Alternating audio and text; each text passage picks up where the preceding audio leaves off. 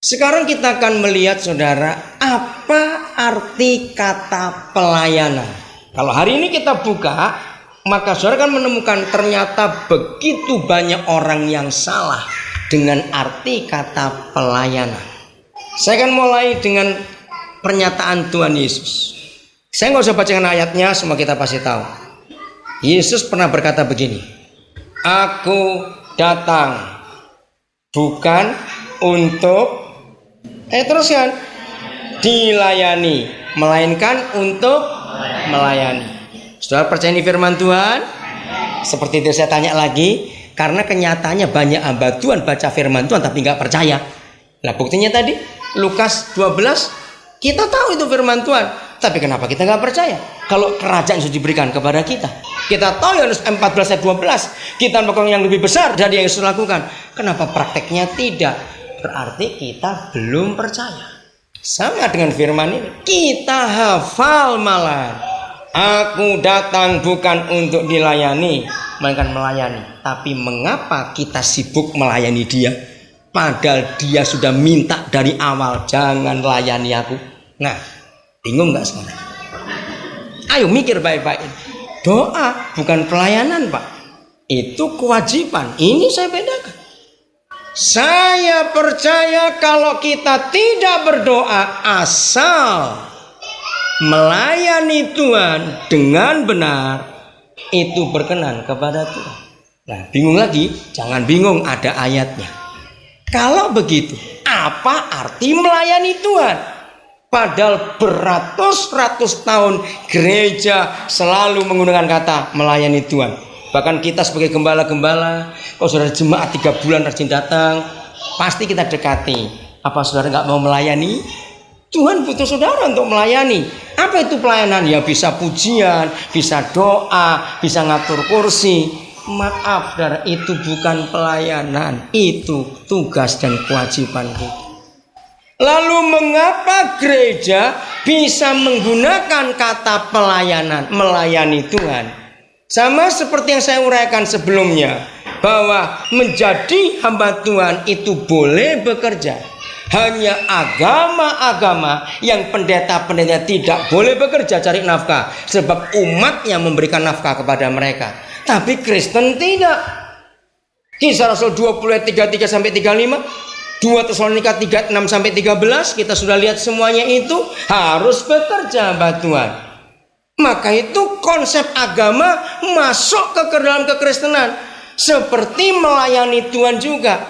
Semua agama di dunia itu habis-habisan melayani dewa, dewi, roh Tuhan yang disembah mereka. Buatkan rumah-rumahan, menyembah dengan sujud-sujud, memberi sesaji, memberi persembahan. Itu semua agama. Kalau tidak, Tuhannya marah. Lihat orang-orang terikat dengan animisme, orang-orang Tionghoa terikat dengan apa itu roh-roh leluhur, tradisi orang tuanya. Takut sekali. Bulan tertentu, tanggal tertentu lupa memberi persembahan. Waduh, orang marah. Tidak taruh sesuatu, marah lagi. Nah, ketika kita jadi Kristen ini terbawa. Ayo kita melayani Tuhan. Kita berdoa untuk Tuhan. Ayo kita beri persembahan buat Tuhan. Sesungguhnya dia tidak perlu semuanya itu. Kaget gak kalau kita tahu kebenaran ini? Salah semua. Main musik itu bukan pelayanan, saudara. Itu tugas kita kalau ibadah. Khotbah ini bukan pelayanan, karena itu tugas kita sebagai gereja untuk menguatkan orang. Lalu di mana kata melayani Tuhan? Mari kita lihat Matius 25. Semua kita tahu kisah ini, yaitu kisah apa? Penghakiman terakhir. Nah sekarang saya akan tunjukkan kepada saudara di Matius 25 ayat yang ke-40 saja. Otomatis para kambing, para domba protes. Kapan kami melihat Tuhan lapar? Kapan kami melihat Tuhan gak pakai pakaian? Kapan kami melihat Tuhan telanjang, sakit, di penjara, dan semua itu kapan? Maka raja itu menjawab. Dengarkan jawabannya. Ini pelayanan. Apa yang kau lakukan untuk siapa? Salah? Ayo baca. Untuk salah seorang dari saudaraku yang paling hina itu kau lakukan untuk aku. Ini pelayanan. Jadi buat saya, kalau saya hari ini ketemu saudara, saya bukan pelayanan. Ini tugas saya sebagai seorang hamba Tuhan, rekan saudara, membagikan pengalaman saya dengan Tuhan. Jadi semua kata pelayanan hanya untuk saudara Yesus yang paling hina di dalam semua kesulitan mereka. Kenapa kita buta dengan firman ini? Penghakiman terakhir harus kita perhatikan baik-baik. Karena itu yang terakhir. Dengan jelas pada masa penghakiman terakhir, Yesus tidak bertanya, berapa besar gedung gerejamu? Berapa kali sebulan kamu khotbah? Berapa banyak persembahanmu?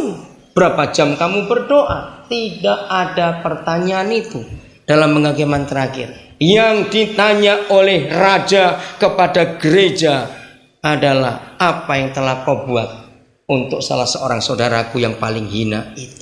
Maka kesimpulan, yang disebut pelayanan sama sekali tidak ada urusan di dalam gereja. Di luar gereja itu pelayanan, di dalam gereja ini kewajiban. Beda sekali, saudara. Saya wajib ikut ibadah karena saya orang Kristen. Tapi kalau saya beribadah itu bukan pelayanan. Pasti saudara kaget, tapi ini kebenaran. Maka itu kita dibodohi oleh roh agamawi. Semua kita buat hanya untuk Tuhan, sepertinya berkenan. Itulah berhala, dewa-dewi, roh yang disembah oleh mereka. Dilayani tiap hari dewanya, Tuhannya karena lumpuh tak berdaya. Tuhan kita kuat, dia dahsyat, dia hebat. Dia nggak perlu pelayanan kita. Kita harus sadar. Nangkap sekarang? Menguatkan kalau saya ketemu orang Kristen. Saya tanya lagi, saudara percaya Yakobus 1:27? Silakan baca. Ayo cepat, salah seorang. Ada kata penting yang saya mau tunjukkan hari ini. Kita semua sudah sering baca ayat itu. Cuma konsep agama terlalu kuat di benak kita. Silakan salah seorang. Nah, yang murni, tunggu, ibadah yang murni dan yang tak bercacat di hadapan Yahweh. Ingat, murni dan tak bercacat, saudara. Berarti itu Tuhan senang gak? Jawab, senang gak? Lagi sekali, ibadah yang murni dan tak bercacat di hadapan Yahweh ialah, lanjut. Jelas, saudara? Apa ibadah yang murni dan yang tak bercacat? Mengunjungi siapa? Ngurus siapa? Janda-janda dan anak yatim piatu. Ini pelayanan. Kita harus ngurus mereka. Itulah saudara-saudara Yesus yang paling hina. Maka itu seharusnya di luar hari Minggu, gereja harus mengumpulkan orang miskin untuk diberi makan. Yang belum Kristen, jangan sudah Kristen. Saya lari dulu ke Perjanjian Lama. Yesaya 49 ayat 6. Coba saudara lihat ayat itu. Maka itu ketika gereja sibuk dari waktu ke waktu. Tadi pagi saya marah seorang pendeta di daerah Arso. Arso itu daerah Abipura, Jayapura masuk ke dalam. Dia minta bantuan 6 juta rupiah buat acara Natal. Oh, saya marahi langsung tadi pagi. Saya bilang kebaktian Natal itu nggak usah uang. Buat kebaktian saja. Mana ada ayatnya Natal mesti pakai dekorasi, seragam kur, lalu pasti pakai makan. Nggak ada ayatnya. Untuk apa uang 6 juta kamu minta? Saya berkata kalau saya ada dosa nggak akan kasih. Ini konsep yang salah. Natal itu nggak usah perlu uang. Undang orang, saya datang kebaktian. Ayo. Kalau uang itu kita pakai, coba saudara, lucu orang Kristen. Kumpul-kumpul uang sendiri, belanja, dimakan sendiri. Ayo jujur, iya atau tidak? Ngapain? Loh kok goblok nggak habis-habisnya, saya nggak ngerti orang Kristen. Awas Natal sibuk cari dana semua, awas. Oh pasti lagi, lebih goblok lagi itu Pak. Saya itu ya itu berubah, tradisi ini berubah. Beri makan orang miskin, jangan yang makan kita lagi. Aduh, ampun betul ini. Nah coba lucu nggak? Kita cari uang sendiri, keliling-keliling kumpulkan uang. Kita belanja ini belanja itu, dimasak, yang makan kita sendiri lagi. Loh apa-apaan ini? Loh betul nggak? Sehingga kalau kita cari uang, kasih makan saudara Yesus itu. Karena kita sudah mendengar firman ini, itu pelayanan. Maka artinya gereja pintar melayani diri sendiri. Bentuk panitia Natal bukan untuk jiwa-jiwa baru, untuk kita lagi. Lah ngapain kita bentuk panitia? Ya kerja sendiri saja toh. Kenapa nggak pernah mikir yang beginian? Heran saya. Oke, surah 49:6. Saudara baca di ayat satunya ada 2 judul besar. Judul pertama pasal 49 sampai pasal 55. Judulnya apa? Ayo kita saudara baca, jangan lihat saya. Apa judulnya? Bukan, yang 49 sampai 55. Hamba Tuhan. Itu judul besarnya. Siapa hamba Tuhan di situ? Yesus. Karena kita tahu Yesaya 49 sampai Yesaya 55 itu menubuatkan soal kedatangannya dia jadi hamba Tuhan sampai dia mati. Penderitaannya di Yesaya 53. Tapi di ayat 1 sampai ayat 13 kalau nggak salah itu perikop kecil. Apa judulnya?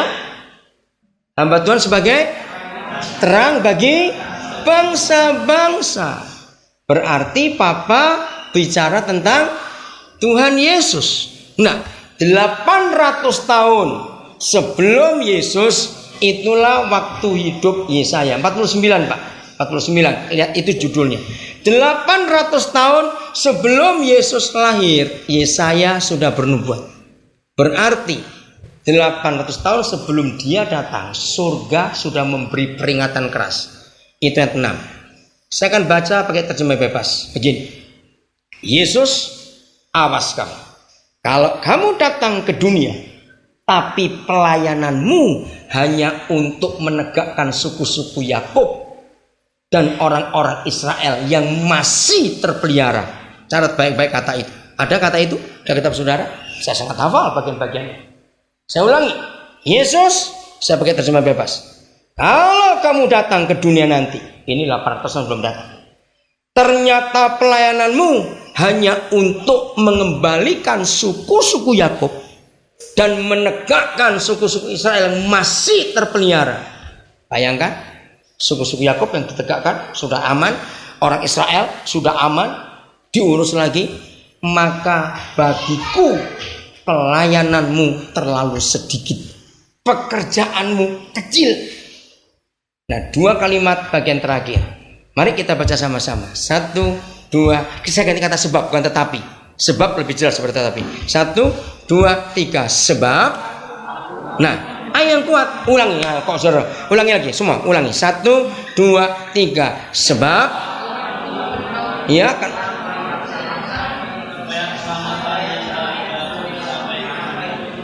Nah, ini hati Bapa di sorga. Sebab. Karena aku telah meng-SK-kan engkau. Tahu kata SK buat bahasa pemerintah? SK-ku untuk kamu Yesus itu pergi ke bangsa-bangsa. Supaya keselamatanku dan terangku sampai kepada mereka. Tapi kalau kamu cuma putar-putar hanya untuk orang Israel dan suku-suku Yakub saja, terlalu kecil pelayanan. Mari kita pakai untuk perjanjian baru. Siapa suku-suku Yakub? Siapa orang-orang Israel yang masih terpelihara itu? Tidak lain dan tidak bukan adalah orang-orang Kristen. Jujur hamba-hamba Tuhan, dari minggu ke minggu, bulan ke bulan, tahun ke tahun, sibuknya kita cuma sibuk untuk ngurus orang Kristen. Betul? Padahal kalau saya katakan ini, aku meng-SK-kan engkau untuk pergi kepada yang di luar sana. Jadi pelayanan itu tidak di gereja. Maka itu salah kata pelayanan kalau hanya untuk urusan rohani. Bacakan sekarang Lukas 15 ayat 1. Saya paling suka ayat itu. Lukas 15 ayat 1. Yesus saja menggenapi. Dia nggak cuma sibuk untuk orang-orang Israel, maka itu dia nggak pernah pusing dengan ahli Taurat, dengan imam-imam, urusanmu sana. Aku mau cari yang hilang. Maka itu dia selalu keluar dari sinagog, dia keluar dari bait suci, dia nggak sibuk di situ. Maka itu pendeta, hamba Tuhan, gembala, majelis, penginjil, orang Kristen yang sibuknya hanya di gereja terus menerus kita salah. Sebab itu bukan melayani Tuhan. Yesus enggak mau dilayani dari awal. Sudah, silakan baca Lukas 15 ayat 1. Ya. Oke. Saudara, pada masa itu ada kaum elit tokoh agama, betul? Farisi, Saduki, ahli Taurat, imam-imam. Itu orang-orang sok yang luar biasa. Yesus nek lihat mereka. Bayangkan dia sampai berkata, kamu ular beludak. Kaget. Kamu seperti kuburan saja, dikapur bersih luarnya, dalamnya penuh tulang orang mati. Kejam sekali kok dengar kata itu. Tapi itulah Yesus marah kepada mereka. Apa arti kata biasanya di ayat itu? Ayo cepat berikan kalimat lain, kata lain. Apa itu arti biasanya?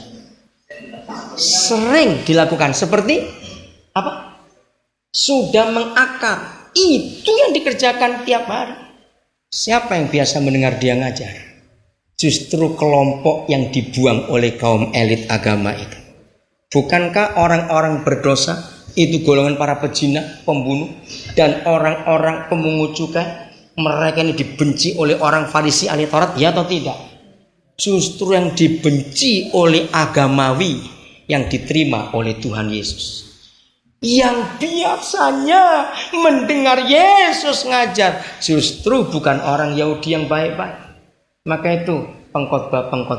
Kalau yang kita khotbahi orang-orang itu terus dari minggu ke minggu, secara hukum manajemen, ya seorang manajer itu tidak boleh lebih daripada 2 tahun mimpin orang yang sama. Harus diputar, ditukar posisinya. Kalau tidak ini stres dan mereka dua akan iritasi. Itu ilmu manajemen. Maka itu manajer harus ganti orang terus yang dipimpin siapa 2 tahun itu maksimal. Nah, bayangkan pendeta bertahun-tahun ketemu jemaat yang sama, apa enggak bosan gitu. Lalu mereka yang dengar kita khotbah sudah hafal, dia pasti khotbah ini lagi. Nah, kita yang khotbah pun, aduh orang itu lagi. Jujur ya atau tidak, saudara? Apa enggak? Aduh, apa ya bahasanya enak ya? Tiap minggu kelihatan jemaat yang itu lagi. Kursinya pun sampai ada namanya. Ngerti kata itu? Sehingga kalau satu nggak datang, nggak datang karena kosong, itu kemana itu orang? Hafal. Apa nggak membosankan? Bahan khotbah kita nggak pernah tambah, cuma 66 kitab itu saja. Penceramah yang lain, dokter, arsitek, apa itu manajemen, kalau seminar memberi ceramah itu bahannya banyak di dunia ini. Bahan kita cuma 66 buku itu saja. Loh, ngerti contoh ini? Pernah mikir nggak kita akan kehabisan bahan kalau begini caranya? Maka itu yang biasa mendengarkan kita itu harusnya preman-preman di tempat kita tinggal, pelacur, pencuri, pembunuh, pemerkosa. Orang-orang yang dibuang di antara masyarakat, ambili mereka, datangi mereka. Itulah pelayanan. Karena mereka adalah salah satu dari saudaraku yang paling hidup. Kenapa kita nggak mau pakai ayat-ayat itu? Bahkan Lukas 15 kalau kita baca satu perikop pertama setelah ayat 2, maka ayat 2 bilang apa? Saudara lihat. Maka gerundel lah, ini saya pakai bahasa Jawa. Gerundel, tahu gerundel? Yang nggak bisa bahasa Jawa rugi. So, di surga pasti ada bahasa Jawa nanti, percayalah itu. Mereka itu jengkel lihat Yesus. Masa dia nggak tahu siapa orang-orang diajak ngomong itu? Itu ayat 2. Lalu ayat 3 Yesus berkata, maka dia memberi perumpamaan kepada mereka semua. Itulah cara Yesus ngajar mereka. Enggak khotbah banyak-banyak, kasih perumpamaan saja. Terserah kamu mau ngerti atau tidak urusan. Ada seorang gembala punya 100 domba, semua kita tahu kisah. Nah, jadi yang 99 itu sudah aman, sudah selamat, sudah beres, tinggal memberangkatkan ke surga saja. Kok nggak ada yang amin? Ya sudah, yang sudah tinggal berangkat ke surga nggak usah diurus terus, tunggu matinya saja. Oh tinggal berangkat, maaf ya jangan marah. Ya udah begitu mati kubur berangkat aman sudah. Maka itu uruslah yang belum aman itu. Amin. Nah untuk apa kita ngurus yang sudah aman? Untuk apa? Kembalikan ke ayat Nabi 49. Awas kamu Yesus, kalau kamu datang ke dunia, pelayananmu hanya untuk mengurus orang-orang Israel yang masih terpelihara dan menegakkan suku-suku Yakub yang sudah selamat. Awas kamu. Yang sudah Kristen biar. Kalau nggak mau berubah, urusan dia dengan Tuhan. Yang penting jangan ngajar firman. Nurut atau tidak, urusan kita, urusan di luar sana. Ini pelayanan. Ada banyak orang-orang belum Kristen. Kita nggak perlu jadikan mereka orang Kristen, tidak. Kemarin kami di Anjungan ada kesaksian bagus sekali. Ada anak Dayak Sepinggan. Iya, Sepinggan itu di dekat Ngabang. Saudara, suami istri, mereka tidak pernah ke gereja sama sekali. Bahkan dia kumpul mereka dengan peci, dengan sarung. Belum lama dia diundang ke masjid untuk pertemuan PT yang Islam Tionghoa itu. Tapi sudah ada 5 orang Melayu yang dibaptis diam-diam. Bahkan yang terakhir ini seorang bapak, orang Melayu, dia sakit nggak sembuh-sembuh, dan sakitnya nggak main dari umur 5 tahun sampai sudah tua. Sakit bengek, sesak nafas, nggak tahu bagaimana dapat kabar. Lalu anak ini, anak Dayak ini, tapi dia anak Tuhan, mengajak orang Melayu ini pindah ke rumahnya. Karena nggak punya uang, dia ngobatkan. Ternyata selama hidup dari umur 5 tahun sampai hari itu, ini baru terjadi berapa minggu. Pertama kali dia bisa tidur telentang. Selama itu tidurnya duduk karena nafasnya. Dari umur 5 tahun sampai umur berapa minggu yang lalu, pertama kali dia bisa makan enak tanpa terganggu. Dan dia cerita kepada semua orang yang dia kenal, Isa menyembuhkan aku. Saya tanya kepada batuan ini, apa enggak jadi masalah? Tidak. Loh bagaimana? Sebab dia tetap sholat. Dia tetap sholat. Orang Melayu ini. Tapi jam-jam tertentu dia sering datang ke rumah. Setelah sembuh itu dia mau belajar firman. Dia sampaikan. Hebat sekali. Nah ini pelayanan. Dia kebaktian kalau dia keluar dari tempat itu. Ke kota lain. Baru dia ke gereja. Tidak dosa. Karena demi orang-orang itu. Kita harus mengasihi mereka. Entah dengan cara bagaimana. Gampang sekali. Untuk menyatakan Injil Yesus. Gampang sekali. Kalau saudara ikut saya pelayanan, saudara kan tahu bagaimana saya ngurus orang-orang itu. Saya nggak mau mereka cepat-cepat ambil putusan percaya Yesus. Sebab saya tahu firman ini benih. Bukan kecambah. Ingat itu. Maka itu sebagai seorang hamba Tuhan, saya tidak pernah. Kalau selesai khotbah saya undang orang maju ke depan. Itu tidak ada ayatnya di Alkitab. Bagaimana mungkin baru nabur sejam kemudian diminta tumbuh? Kalau nggak kecambah apalagi itu. Buat saya firman saya tabur. Itu urusan nanti mau tumbuh kapan. Betul? Kalau seorang nanam durian jangan dipakai umur jagung. Nggak keluar apa-apa itu nanti. Rawat baik-baik sekian tahun. Dia baru tumbuh. Dan berbuah. Injil itu benih. Ingat. Jangan sok. Paulus saya nggak pernah sok. Maka itu kalau kita memberkati orang-orang itu, kita nggak bisa cepat tahu hasilnya. Yang penting kita tabur, kita jaga benihnya supaya nggak mati. Tumbuhan mudanya kita rawat baik-baik, kunjungi mereka. Kalau saudara lihat nanti di handphone saya ada ratusan SMS dari orang-orang yang bukan Kristen. Saya memelihara benih yang saya tabur lewat SMS ini. Menyenangkan. Saya tidak pernah mengajak mereka untuk ke gereja. Baptisan pun urusan nanti. Saya pakai perkataan Paulus, saya lupa di 1 Korintus 1 ayat berapa itu. Tuhan tidak memanggil aku untuk membaptis orang. Pernah tahu ayat itu? Maka itu saya nggak hobi membaptis orang. Bukan berarti saya nggak pernah baptis orang. Karena buat saya biar nanti dia bertumbuh sendiri. Firman itu. Nah ini pelayanan. Mengurus mereka.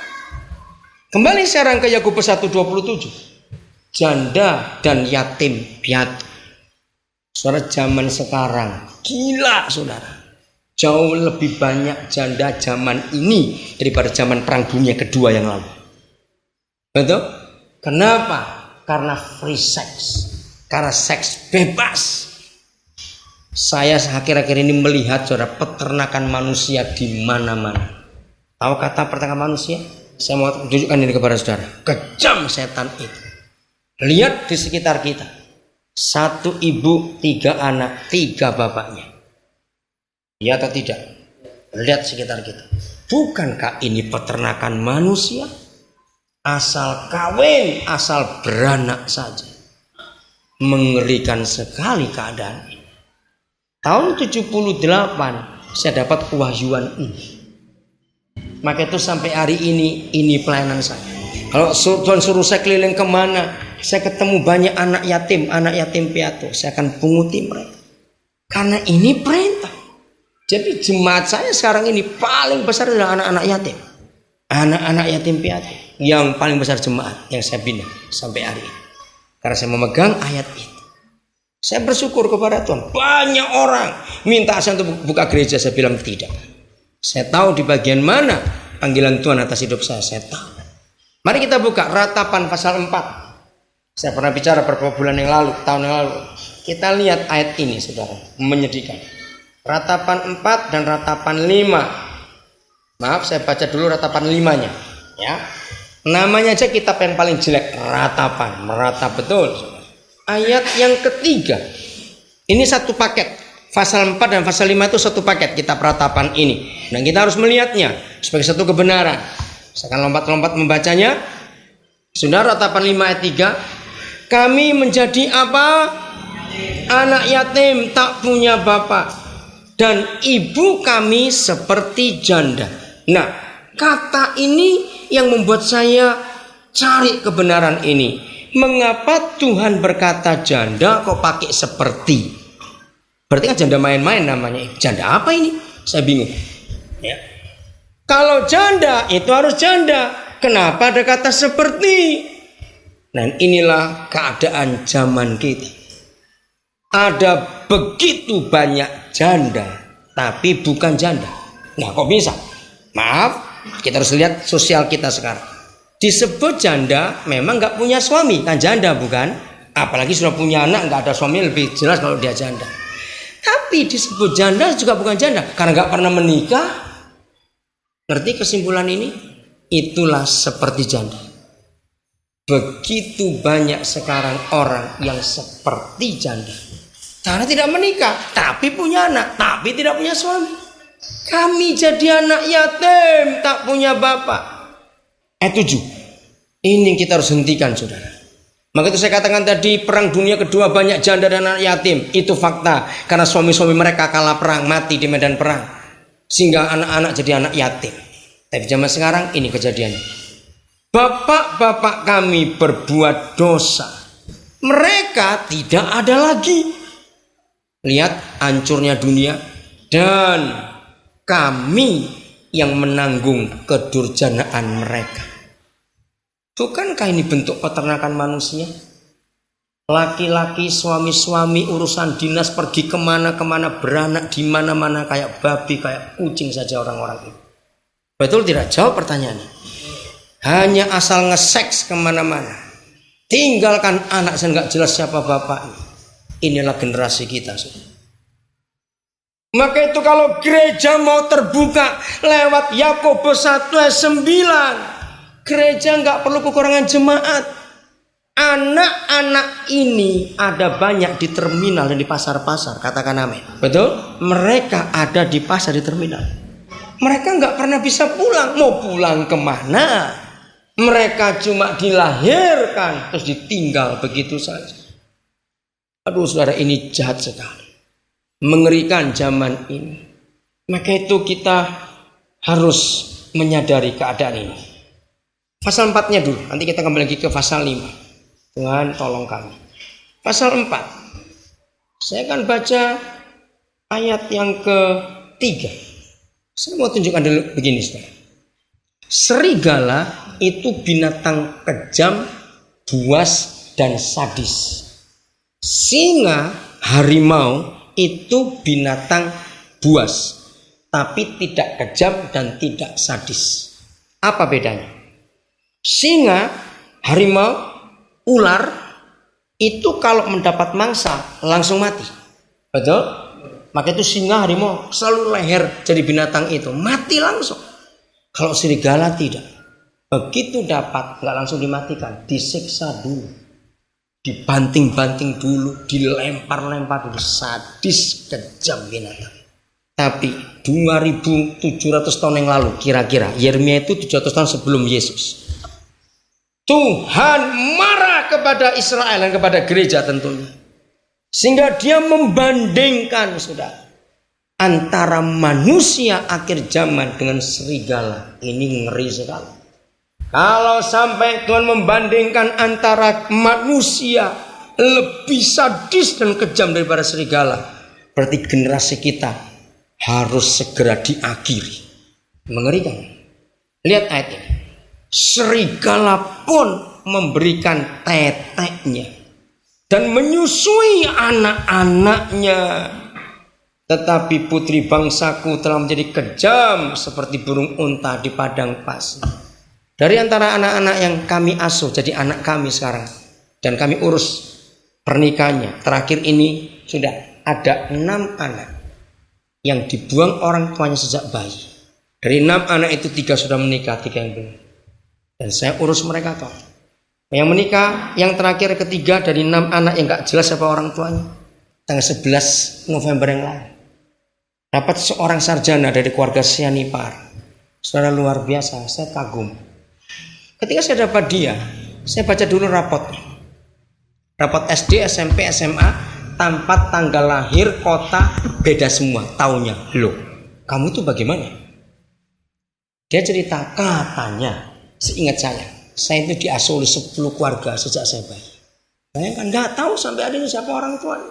Sekarang dia ngambil S2 di Ukrida di Jakarta. Kami sekolahkan dia. Saudara, ketika saya datang untuk berkenalan pada keluarga Sianipar, bukan untuk melamar, kenalan, saya kaget dengan gaya Batak yang keras itu. Jadi saya kata, Pak, saya orang tuanya, saya sebut nama anak ini. Saya datang untuk memperkenalkan diri. Oh ya, terima kasih. Nah, terus saya bilang terima kasih, saya mau lanjutkan. Bagaimana menurut Bapak tentang hubungan kedua anak ini? Jadi saya sebagai orang tuanya saya harus bertanggung jawab. Tapi dia tahu kalau saya bukan orang tuanya.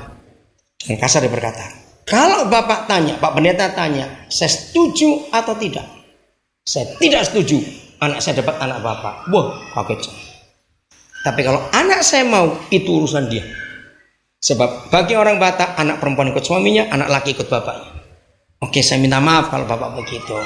Boleh nggak saya tahu kira-kira alasan Bapak kenapa? Ternyata ini alasannya. Sejak dia dibawa ke rumah oleh anak saya pertama kali, sampai hari ini dia dengan Bapak. Setiap kali saya tanya, orang tuamu di mana? Jawabannya tidak tahu.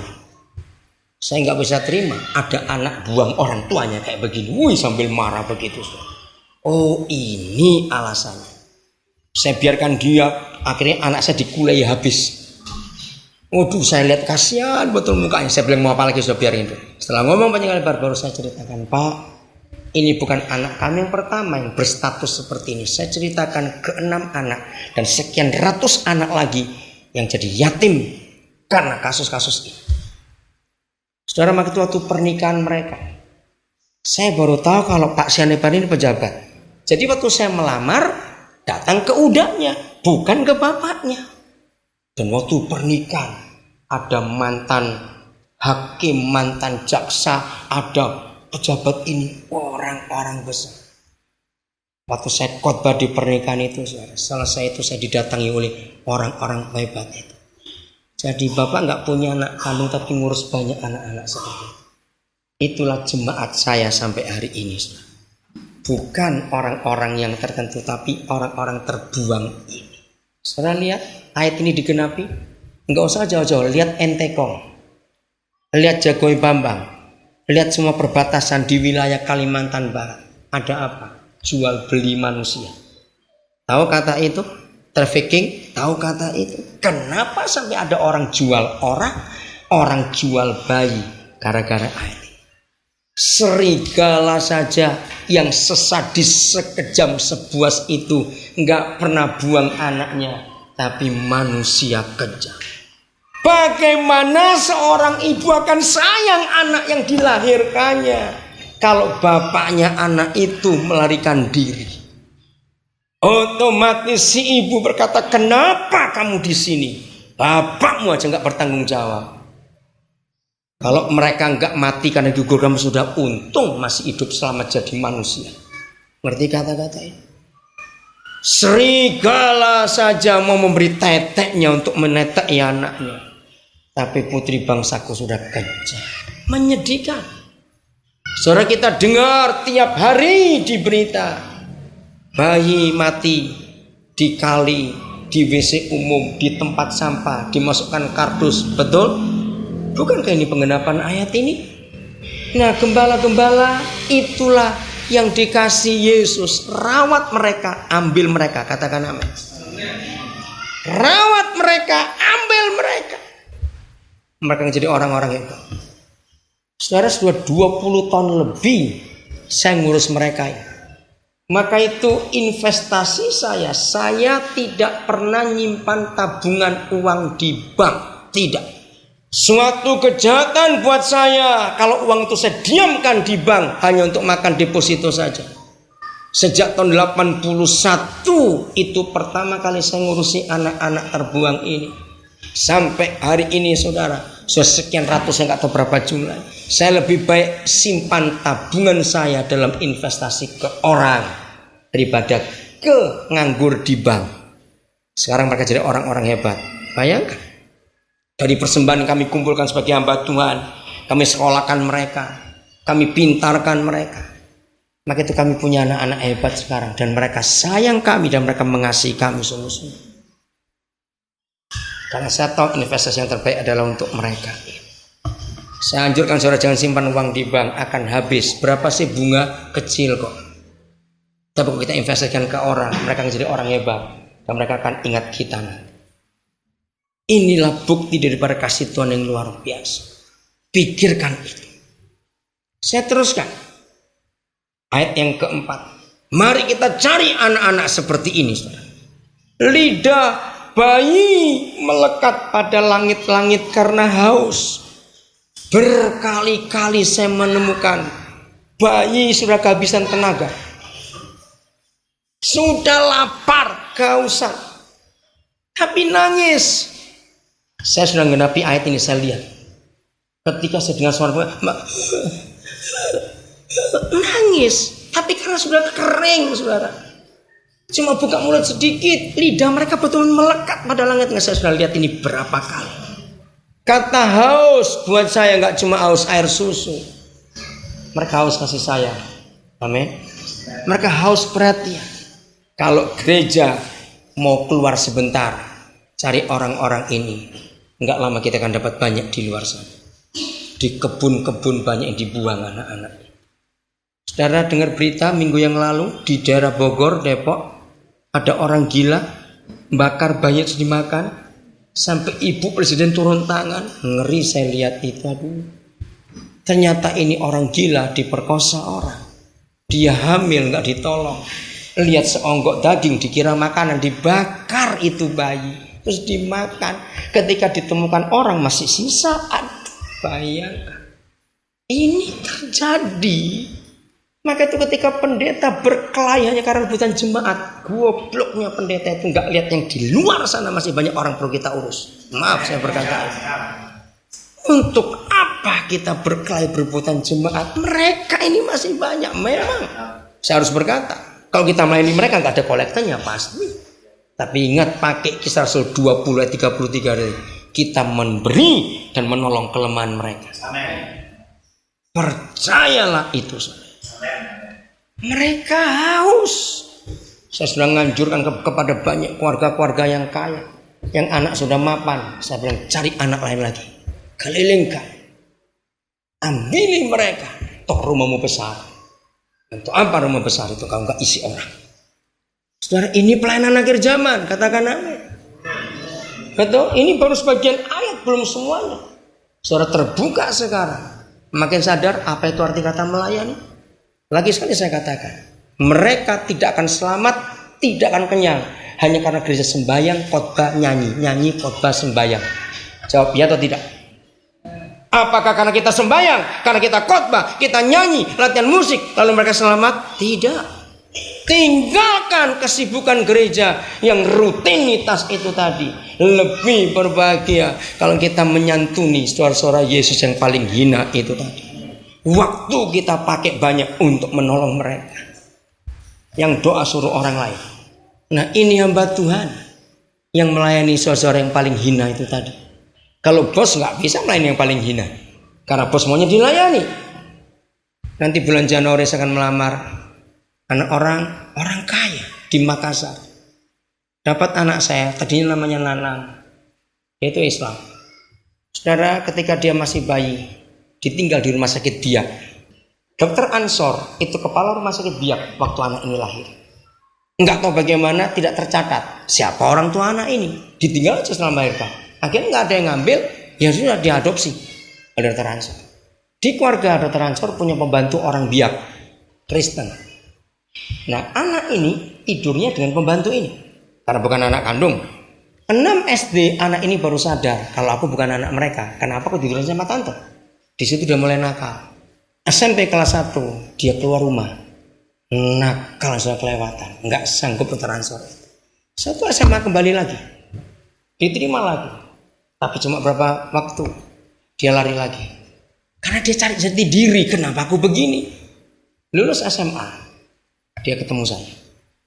Dia diasuh oleh seorang keluarga orang Timur, namanya Pak Yotap, itu pegawai merpati di Biak. Anaknya teman baiknya. Jadi 3 tahun lebih Nanang ini tinggal di rumah orang Timur ini, karena Pak Yotam ini tahu sejarahnya, karena Dokter Ansor memberitahukan. Saudara, akhirnya saya asuh anak ini, saya sekolahkan. Nah, sekarang dia punya pelayanan dan kerjaan di Makassar. Terus ketemu satu keluarga, nggak taunya menantu keluarga itu adalah seorang pendeta di Gereja Isa Al-Masih di Jakarta yang saya kenal. Loh, jadi itu adik iparmu? Iya. Wah, nggak jauh-jauh kalau gitu, nanti kita akan jadi besan. Cuma saya cerita, saya tahu diri. Anak ini nggak jelas statusnya. Jadi anak siapa juga tidak tahu. Dari penampilan suku apa juga tidak tahu. Nah, akhirnya saya telepon keluarga ini. Saya cerita jeleknya dulu siapa anak ini yang saya tahu. Saudara, saya nangis ketika keluarga ini menerima. Karena ini keluarga kaya, keluarga terhormat, dapat menantu nggak jelas statusnya. Mereka berkata, kami nggak perlu status itu. Yang buat saya terharu sampai istri saya pun menangis. Siapapun anak itu, tapi kalau bapak dan ibu pendeta sudah mengasuh, kami percaya. Bayangkan, Januari saya akan melamar anak itu. Ini satu contoh. Saya bisa cerita banyak lagi yang lain. Waktu saya baptis dia mau percaya Yesus, saya baptis dia, saya ganti namanya Timothy. Saudara, mari kita lihat ke depan. Di luar sana masih banyak orang. Anak yang harus kasih sayang. Inilah yang dunia rindukan.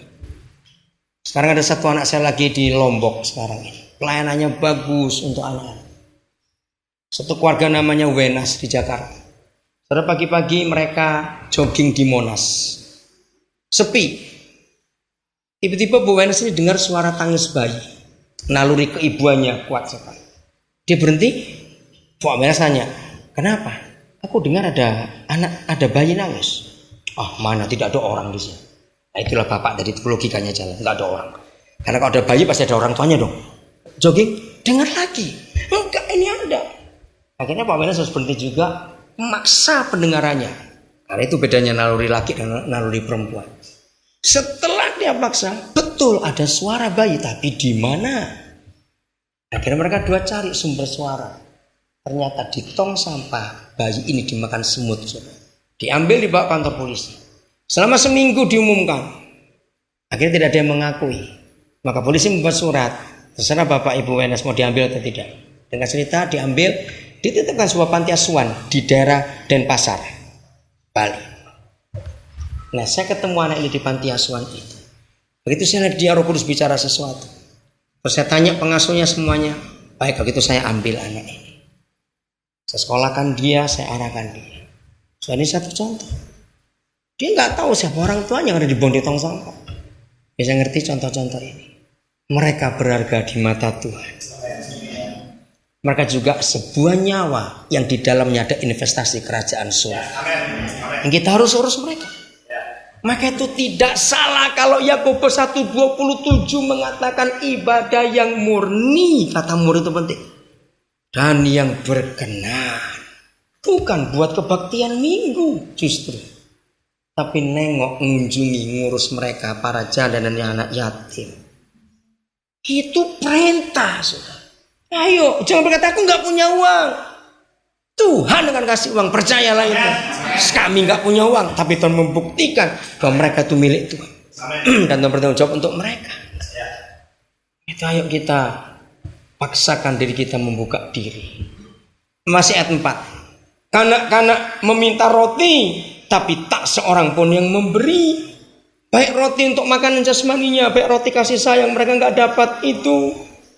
Ayat 10, ini ngeri, saya lihat ayat 10 ini saudara. Tapi saya akan buktikan nanti. Pasal 4 ayat 10. Dengan tangan sendiri, maka itu Alkitab itu sempurna. Enggak disebut ibu loh saudara, tapi disebut apa? Wanita. Dengan tangan sendiri, wanita yang lemah lembut. Keibuan itu maksudnya. Memasak, merebus kanak-kanak mereka. Betul yang di Bogor barusan ini terjadi. Secara logika kita nggak mungkin ketemu ada perempuan sekejam ini. Masa bayi direbus, lihat, untuk makanan mereka tatkala runtuh putri bangsaku. Secara logika kita nggak akan ketemu ada orang gila seperti ini. Tapi ternyata terbukti minggu yang lalu. Merebus anaknya untuk makan. Tapi mari secara rohani lihat. Berapa banyak ibu jual anak untuk makan? Ya atau tidak? Ya jawab. Bayinya dijual. Bukan cuma bayi sudah besar, dijual kepada laki-laki hidung belang. Hanya untuk dapat duit. Gila betul zaman. Mengapa ada wanita atau ibu sekejam itu? Jawabannya satu. Sebab bapaknya anak itu nggak mau bertanggung jawab. Maka wajar seorang ibu berkata, enak aja. Kamu aku tinggali barang ini. Lalu kamu nggak ngurus, ya aku jual saja. Logika nggak usah pakai kalimat ini. Maka itu tolong anak-anak muda kita jaga mereka supaya nggak nge-seks kiri kanan. Lalu mereka anak yang nggak jelas, mengerikan keadaan ini. Maka itu kalau gereja berkata aku kok nggak ada pelayanan, kurang ajar betul gereja itu. Begitu banyaknya orang-orang ini. Saya ulangi lagi, jumlah janda dan anak yatim makin banyak karena free sex. Jadi gereja nggak mungkin kekurangan pelayanan. Mari kita lihat yang terakhir. Hukum Taurat ini lebih lama lagi, 5.000 tahun yang lalu. Karena Musa ke Yesus itu 3.000 tahun jaraknya. Ulangan pasal yang ke-24 ayat yang ke-17. Mengapa Tuhan memberikan perintah ini? Janganlah engkau memperkosa hak orang asing dan siapa? Anak yatim. Juga janganlah engkau mengambil pakaian seorang janda menjadi gadai. Saudara garis bawahi, orang asing itu kaum urban. Ya, itulah para orang desa yang ke kota cari nafkah. Itulah orang-orang asing. Gereja di kota pun berebut cari jiwa. Ternyata mereka kaum urbanisasi nggak diurus. Saya pernah diskusi dengan banyak orang. Ternyata mereka setuju untuk saya katakan. Saudara pernah dengar kata istilah kaum marginal yang sudah makin banyak terpinggirkan?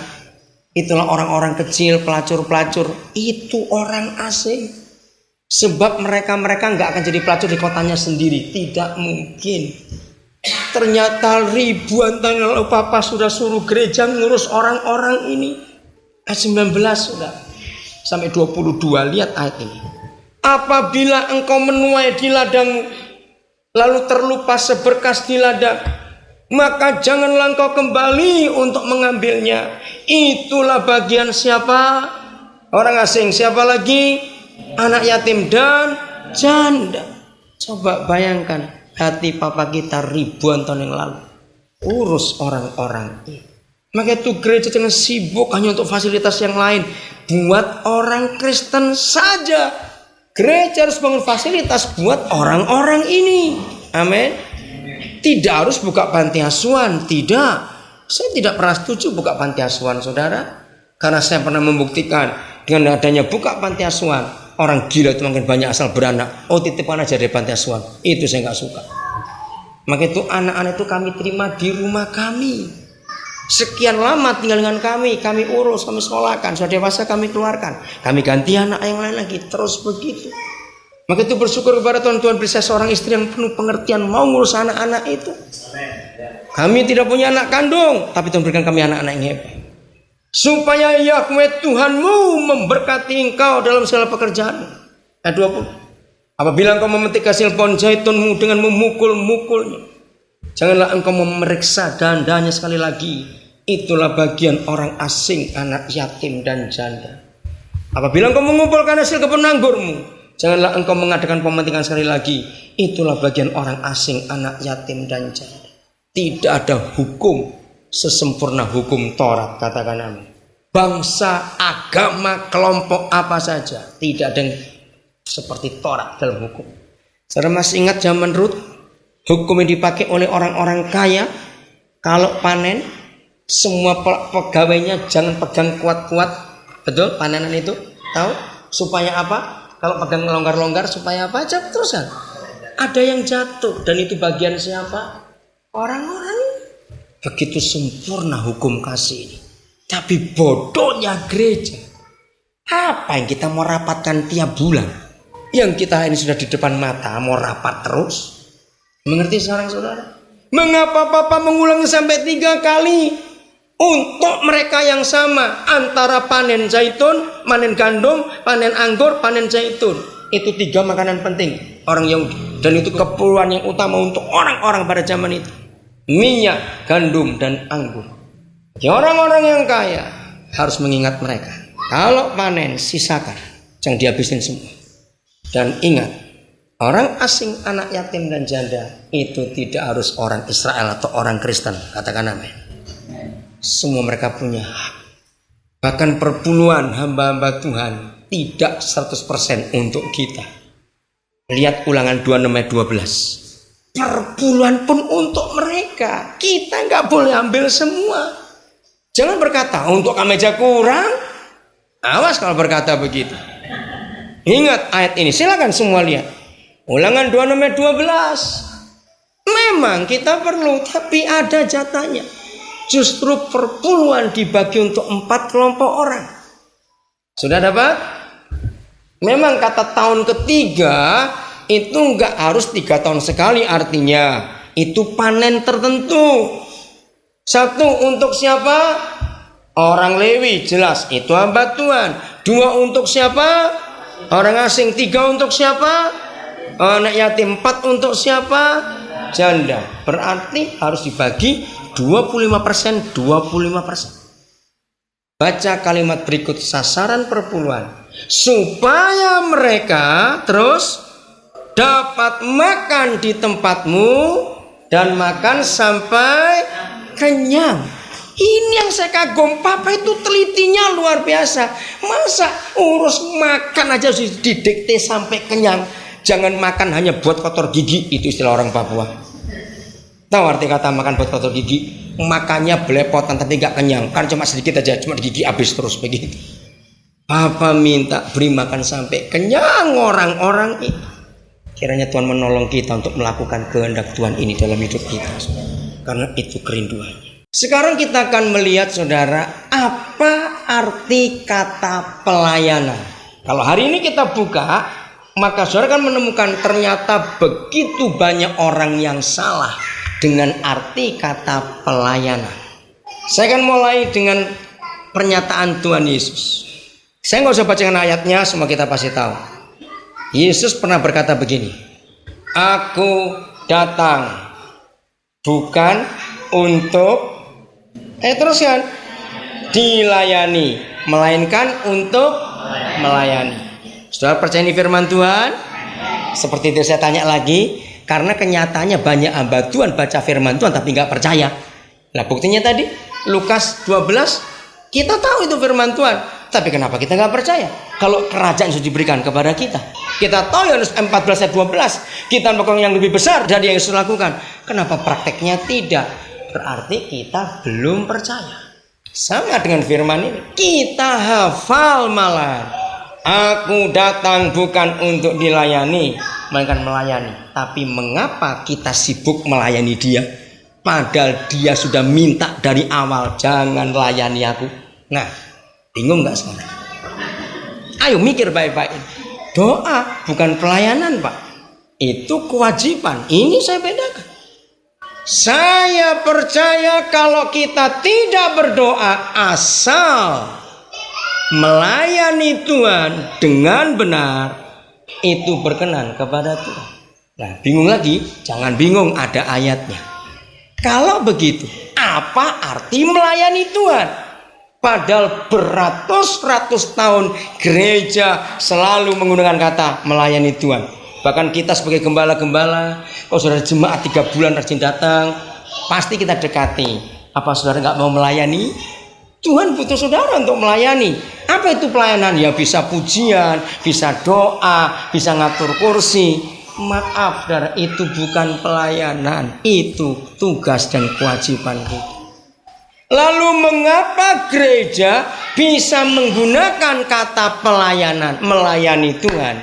Sama seperti yang saya uraikan sebelumnya, bahwa menjadi hamba Tuhan itu boleh bekerja. Hanya agama-agama yang pendeta-pendeta tidak boleh bekerja cari nafkah, sebab umatnya memberikan nafkah kepada mereka. Tapi Kristen tidak. Kisah Rasul 20 ayat 33 sampai 35, 2 Tesalonika 3 6 sampai 13, kita sudah lihat semuanya itu harus bekerja hamba Tuhan. Maka itu konsep agama masuk ke dalam kekristenan. Seperti melayani Tuhan juga. Semua agama di dunia itu habis-habisan melayani dewa, dewi, roh Tuhan yang disembah mereka. Buatkan rumah-rumahan, menyembah dengan sujud-sujud, memberi sesaji, memberi persembahan. Itu semua agama. Kalau tidak, Tuhannya marah. Lihat orang-orang terikat dengan animisme, orang-orang Tionghoa terikat dengan apa itu roh-roh leluhur, tradisi orang tuanya. Takut sekali. Bulan tertentu, tanggal tertentu, lupa memberi persembahan. Waduh, orang nanti marah. Tidak taruh sesuatu, marah lagi. Nah, ketika kita jadi Kristen, ini terbawa. Ayo kita melayani Tuhan. Kita berdoa untuk Tuhan. Ayo kita beri persembahan buat Tuhan. Sesungguhnya dia tidak perlu semuanya itu. Kaget gak kalau kita tahu kebenaran ini? Salah semua. Main musik itu bukan pelayanan, saudara. Itu tugas kita kalau ibadah. Khotbah ini bukan pelayanan, karena itu tugas kita sebagai gereja untuk menguatkan orang. Lalu di mana kata melayani Tuhan? Mari kita lihat Matius 25. Semua kita tahu kisah ini, yaitu kisah apa? Penghakiman terakhir. Nah, sekarang saya akan tunjukkan kepada saudara di Matius 25 ayat yang ke-40 saja. Otomatis para kambing, para domba protes. Kapan kami melihat Tuhan lapar? Kapan kami melihat Tuhan gak pakai pakaian? Kapan kami melihat Tuhan telanjang, sakit, di penjara, dan semua itu kapan? Maka raja itu menjawab.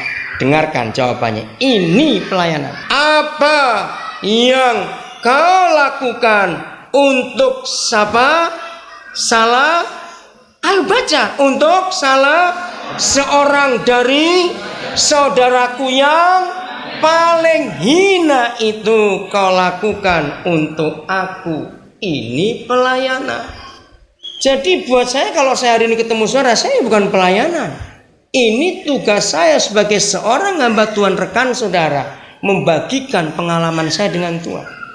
Jadi semua kata pelayanan hanya untuk saudara Yesus yang paling hina di dalam semua kesulitan mereka. Kenapa kita buta dengan firman ini? Penghakiman terakhir harus kita perhatikan baik-baik. Karena itu yang terakhir. Dengan jelas pada masa penghakiman terakhir, Yesus tidak bertanya berapa besar gedung gerejamu, berapa kali sebulan kamu khotbah, Berapa banyak persembahanmu? Berapa jam kamu berdoa? Tidak ada pertanyaan itu dalam penghakiman terakhir. Yang ditanya oleh raja kepada gereja adalah, apa yang telah kau buat untuk salah seorang saudaraku yang paling hina itu? Maka kesimpulan, yang disebut pelayanan sama sekali tidak ada urusan di dalam gereja. Di luar gereja itu pelayanan, di dalam gereja ini kewajiban. Beda sekali, saudara. Saya wajib ikut ibadah karena saya orang Kristen. Tapi kalau saya beribadah itu bukan pelayanan. Pasti saudara kaget, tapi ini kebenaran. Maka itu kita dibodohi oleh roh agamawi. Semua kita buat hanya untuk Tuhan, sepertinya berkenan. Itulah berhala, dewa-dewi, roh yang disembah oleh mereka. Dilayani tiap hari dewanya, Tuhannya karena lumpuh tak berdaya. Tuhan kita kuat, dia dahsyat, dia hebat, dia nggak perlu pelayanan kita. Kita harus sadar. Nangkap sekarang? Menguatkan kalau saya ketemu orang Kristen. Saya tanya lagi, saudara percaya Yakobus 1:27? Silakan baca. Ayo cepat, salah seorang. Ada kata penting yang saya mau tunjukkan hari ini. Kita semua sudah sering baca ayat itu. Cuma konsep agama terlalu kuat di benak kita. Silakan salah seorang. Nah, yang murni. Tunggu. Ibadah yang murni dan yang tak bercacat di hadapan Yahweh. Ingat, murni dan tak bercacat, saudara. Berarti itu Tuhan senang nggak? Jawab, senang nggak? Lagi sekali, ibadah yang murni dan tak bercacat di hadapan Yahweh ialah, lanjut. Jelas, saudara? Apa ibadah yang murni dan yang tak bercacat? Mengunjungi siapa? Ngurus siapa? Janda-janda dan anak yatim piatu. Ini pelayanan. Kita harus ngurus mereka. Itulah saudara-saudara Yesus yang paling hina. Maka itu seharusnya di luar hari Minggu, gereja harus mengumpulkan orang miskin untuk diberi makan. Yang belum Kristen, jangan yang sudah Kristen. Saya lari dulu ke Perjanjian Lama. Yesaya 49 ayat 6. Coba saudara lihat ayat itu. Maka itu ketika gereja sibuk dari waktu ke waktu. Tadi pagi saya marah seorang pendeta di daerah Arso. Arso itu daerah Abipura, Jayapura masuk ke dalam. Dia minta bantuan 6 juta rupiah buat acara Natal. Oh, saya marahi langsung tadi pagi. Saya bilang kebaktian Natal itu nggak usah uang. Buat kebaktian saja. Mana ada ayatnya Natal mesti pakai dekorasi, seragam kur, lalu pasti pakai makan. Nggak ada ayatnya. Untuk apa uang 6 juta kamu minta? Saya berkata kalau saya ada dosa nggak akan kasih. Ini konsep yang salah. Natal itu nggak usah perlu uang. Undang orang, saya datang kebaktian. Ayo. Kalau uang itu kita pakai, coba saudara, lucu orang Kristen. Kumpul-kumpul uang sendiri, belanja, dimakan sendiri. Ayo jujur, iya atau tidak? Ngapain? Loh kok goblok nggak habis-habisnya? Saya nggak ngerti orang Kristen ini. Awas Natal sibuk cari dana semua. Awas. Oh pasti lagi lebih goblok lagi itu Pak. Saya itu ya itu berubah, tradisi ini berubah. Beri makan orang miskin. Jangan yang makan kita lagi. Aduh, ampun betul ini. Nah coba lucu nggak? Kita cari uang sendiri, keliling-keliling kumpulkan uang. Kita belanja ini belanja itu, dimasak, yang makan kita sendiri lagi. Wah apa-apaan ini? Loh betul nggak? Sehingga kalau kita cari uang, kasih makan saudara-saudara Yesus itu. Karena kita sudah mendengar firman ini, itu pelayanan. Maka artinya gereja pintar melayani diri sendiri. Bentuk panitia Natal bukan untuk jiwa-jiwa baru, untuk kita lagi. Lah ngapain kita bentuk panitia? Ya kerja sendiri saja toh. Kenapa nggak pernah mikir yang beginian? Heran saya. Oke, sudah 49 6. Saudara baca di ayat satunya ada 2 judul besar. Judul pertama pasal 49 sampai pasal 55. Judulnya apa? Ayo kita saudara baca, jangan lihat saya. Apa judulnya? Bukan, yang 49 sampai 55. Hamba Tuhan. Itu judul besarnya. Siapa hamba Tuhan di situ? Yesus.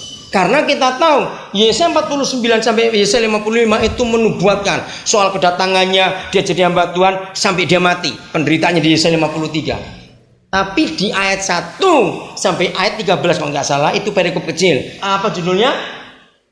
Hamba Tuhan sebagai terang bagi bangsa-bangsa.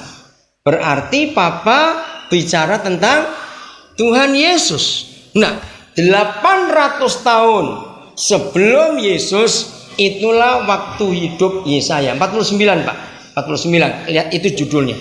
800 tahun sebelum Yesus lahir, Yesaya sudah bernubuat. Berarti 800 tahun sebelum dia datang, surga sudah memberi peringatan keras. Itu ayat 6. Saya akan baca pakai terjemah bebas. Begini. Yesus, awas kamu. Kalau kamu datang ke dunia, tapi pelayananmu hanya untuk menegakkan suku-suku Yakub dan orang-orang Israel yang masih terpelihara. Catat baik-baik kata itu. Ada kata itu? Ada kitab saudara? Saya sangat hafal bagian-bagiannya. Saya ulangi. Yesus, saya pakai terjemah bebas. Kalau kamu datang ke dunia nanti, ini 800 tahun belum datang. Ternyata pelayananmu hanya untuk mengembalikan suku-suku Yakub dan menegakkan suku-suku Israel yang masih terpelihara. Bayangkan, suku-suku Yakub yang ditegakkan sudah aman, orang Israel sudah aman, diurus lagi.